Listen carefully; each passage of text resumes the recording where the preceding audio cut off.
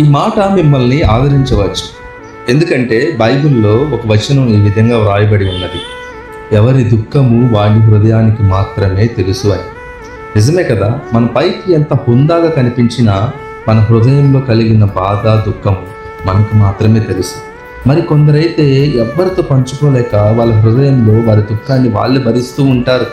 ఎందుకంటే ఎవరికి చెబితే ఎవరు వారిని కృంగతీస్తారో అని, వాళ్ళ మాటల ద్వారా ఎవరు హేళన చేస్తారో అని, ఎవరు చిన్న చూపు చూస్తారేమో అని ఎవరికి పంచుకోలేకుండా వారి హృదయంలో వారి దుఃఖాన్ని వారే భరిస్తూ ఉంటారు.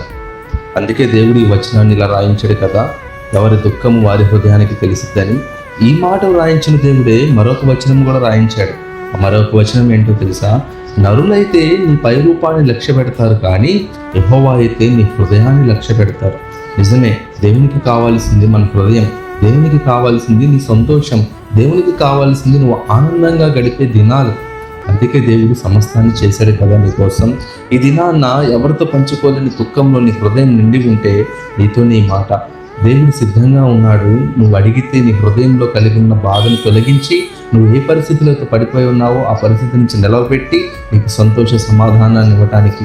ఎందుకంటే ఆయన హృదయాన్ని లక్ష్య పెట్టేవాడు, నీ పై రూపాన్ని లక్ష్య పెట్టేవాడు కాదు, నీ పరిస్థితిని లక్ష్య పెట్టేవాడు కాదు. మరి అలా సరిచేయడానికి ఆయన సిద్ధంగా ఉన్నాడు. ఆయన యొద్దకు వెళ్ళడానికి సిద్ధంగా ఉన్నావా? అలాంటి కృప, అలాంటి సమాధానం సదాకాలం దేవుడు నీకు దయచేయను గాక. ఆమేన్.